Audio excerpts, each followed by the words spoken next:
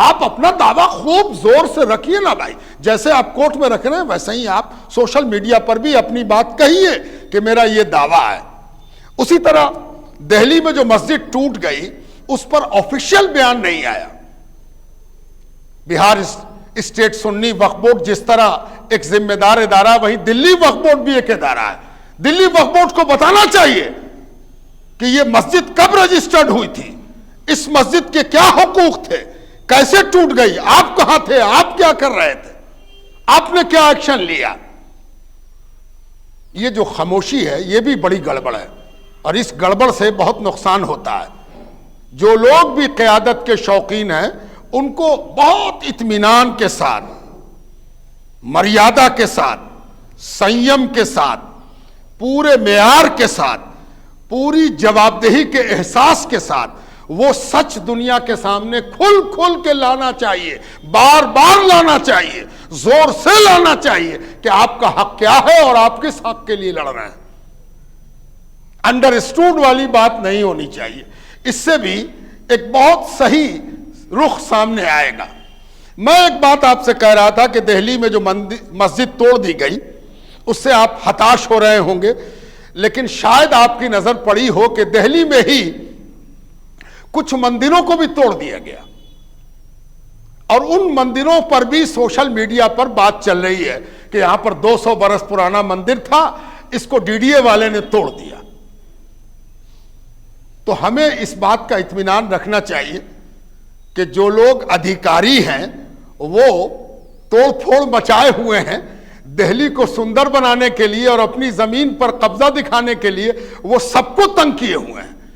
और जब सबको कोई तंग करेगा तो एक दिन ऐसा आएगा जब उसकी जवाबदेही की कोई आवाज निकलना मुश्किल हो जाएगी और उसको जवाब देना, और उसका जवाब बहुत भारी पड़ेगा। मंदिर भी तोड़ रहे हैं, मस्जिद भी तोड़ रहे हैं। जब तक मंदिर मस्जिद वाले दोनों एक होकर अपने अपने अधिकारों के लिए नहीं खड़े होंगे, ये मंदिर वालों से मस्जिद वाले का खेल और मस्जिद वाले से मंदिर वाले का खेल चलता रहेगा। इसलिए एक बात तो साफ हो जानी चाहिए कि धर्म के नाम पर लड़ने के बजाय हम सब धर्म वालों को एक होकर अपने अपने धर्म के अनुसार उससे लड़ना चाहिए जो धर्म को राज के प्राप्त करने के लिए सीढ़ी और माध्यम बना रहा है। और यह एक बड़ा मुश्किल वक्त है कि इस वक्त धर्म के नाम पर मारकाट कराया जा रहा है। धर्म यही मारकाट का हथियार है। धर्म बम का नाम हो गया, जबकि धर्म शांति की टिकिया है, धर्म शांति की अगरबत्ती है, धर्म शांति का वो पानी है जिसको पी ले तो अशांत भी शांत हो जाए। धर्म उस मर्यादा का नाम है जो आदमी को संतुलित कर दे, जो आदमी को मर्यादित कर दे। धर्म इसका नाम थोड़ी है कि हम धर्म का नाम ले हम पागल हो जाएं, जिसको चाहे मार दें, जिसको चाहे तोड़ दें, जिसको चाहे खसीट दें, तब तो बहुत मुश्किल है। इसलिए इस दौर में हमारी जिम्मेदारी यह है कि हम अपने आप को बैलेंस रखें, अपने आप को महफूज रखें। रिएक्शन के बारे में भी हम अपने रिएक्शन को संतुलित रखें, एक रहें। मस्जिदों की आबादी को बढ़ाना चाहिए, इसलिए नहीं कि जरूरत पेश आ गई, इसलिए कि लगता है कि हम ठीक से मजहबी नहीं रहे। हमें पांचों वक्त की नमाज के लिए मस्जिद आना चाहिए। जिन मस्जिदों को तोड़ा गया है उसके लिए बहुत सा कारण बताया जाएगा, लेकिन एक कारण यह भी है कि इसमें मुसलमान नमाज पढ़ने नहीं आते थे। अगर झूठ भी बोला गया हो तो इस झूठ में भी थोड़ी सी सच्चाई है। अब फजर के वक्त मस्जिद टूटी, कितने लोग थे मस्जिद में, क्यों नहीं थे मस्जिद में? क्या उनको यह हक है कि वो ये बात करें कि आप मस्जिद क्यों तोड़ दिया? तो वो पूछेगा कि आप मस्जिद में क्यों नहीं थे? फजर की नमाज में अगर हम नहीं जाते, ये तो बिल्कुल वैसा ही है जैसे एक थाने में जाके हम केस करें कि देखिए ना मेरे घर का सब सामान तोड़ के ले गया, तो कोई पूछेगा कि आप घर में कहाँ थे? घर में थे नहीं कि ना हम आजकल घर में नहीं रहते, होटल में रह रहे हैं। अरे तो आप होटल में रह रहे हैं तो घर के बारे में आप क्या शिकायत कीजिएगा? घर को कोई देखने वाला नहीं था, जो चाहेगा तोड़ के ले जाएगा, जो चाहेगा चोरी करेगा, जो चाहेगा कूद के रह जाएगा, है ना? तो मस्जिद की तरफ हमारी तवज्जो होनी चाहिए। ये शिकायत कि किसी ने मेरी मस्जिद को तबाह कर दिया, तोड़ दिया, बर्बाद कर दिया, ये शिकायत करने का हक उसी को है जो मस्जिद पर अपना कब्जा भी शो कर सके। और कब्जा क्या है?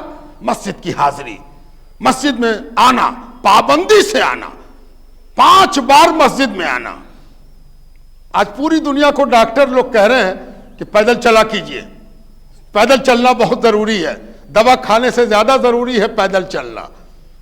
आपको तो दीन ने सेहत का रास्ता दिखाया था कि 5 वक्त घर से चल के मस्जिद आइएगा और चल के अपने घर जाइएगा। इतना भी अगर आप कर लेते तो पैदल चलने वाली बात पूरी हो जाती। और नमाज पढ़ लेते तो नमाज के बारे में बड़े बड़े योग गुरु कह रहे हैं कि नमाज कई प्रकार के योग विद्या का अकेला मजमुआ है।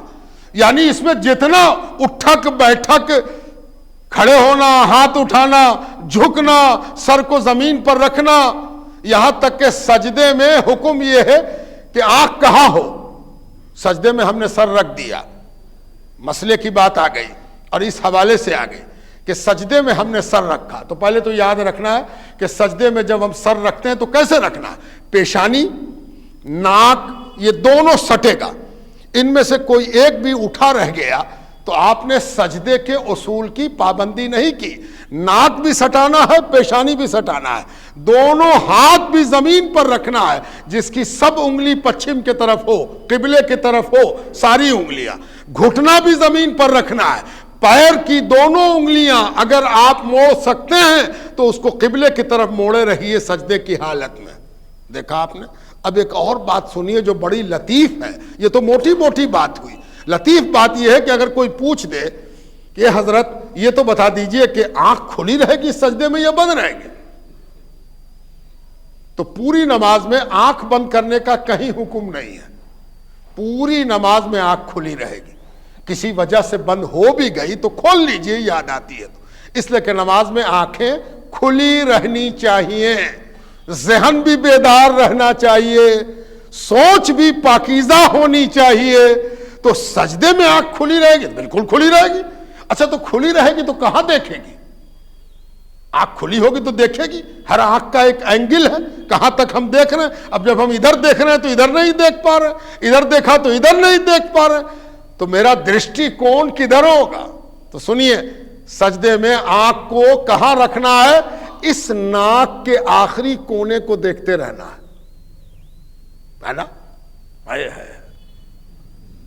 कहते हैं बड़े बड़े माहिरीन, इस देश में, ये योग का देश है, योग विद्या का देश है।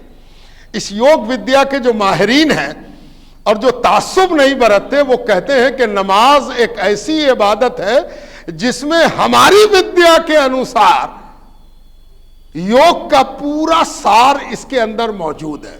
और हम हैं कि नमाजी से भागे जा रहे हैं। हमको टिकिया पसंद, कैप्सूल पसंद, पानी चढ़ाना पसंद, खून चढ़ाना पसंद, डॉक्टर पसंद, दवाई पसंद, अस्पताल पसंद।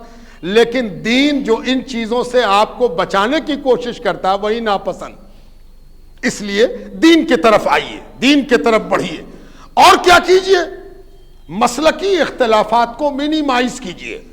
मसलक का झगड़ा, आपस का झगड़ा, फजूल झगड़ा, इसको मिनिमाइज कीजिए। ये फजूल बहसें, मिलाद जायज है कि नाजायज है, कुरान खानी जायज है कि नाजायज है, मजार पर जाएं कि न जाएं, सलाम पढ़े कि न पढ़ें, हाथ यहां बांधे कि यहां बांधे कि यहां बांधे, ये सब जो लोग फैलाते हैं, जो ये सब बातें करते हैं, वो सब बेचारे, क्या बोला जाए, वो बेचारे ही हैं। उनके लिए बेचारा ही लफ्ज ठीक है। और सबसे बड़ी बात याद रखिए, जो आपस में झगड़ा फैलाता है वो सब उन्हीं का एजेंट है, वो उन्हीं का एजेंट है। और ये बात ढकी छुपी नहीं है। उसको बताइए कि उधर से तो ऐलान हो चुका है कि इनको हम लड़ावेंगे। तो आप लड़ाने में अगर मदद कर रहे हैं तो आदमी तो आप उन्हीं के हैं, चाहे बाहर रहिए या अंदर रहिए, आप तो आदमी उन्हीं के हैं। आपका तो काम ही है लड़ाना, आप तो लड़ाते ही रहते हो। आप पब्लिक देख के बात करते हो। पब्लिक देखा कि मेरी पब्लिक है, नारा मेरा लगेगा, तो हम वही बात करेंगे जिससे हमको नारा मिले और हम एक ही दिन में छलांग लगा के बहुत ऊंचे चले जाए, है ना? किसी का मकसद राज हासिल करना है और आपका मकसद पसंदीदगी हासिल करना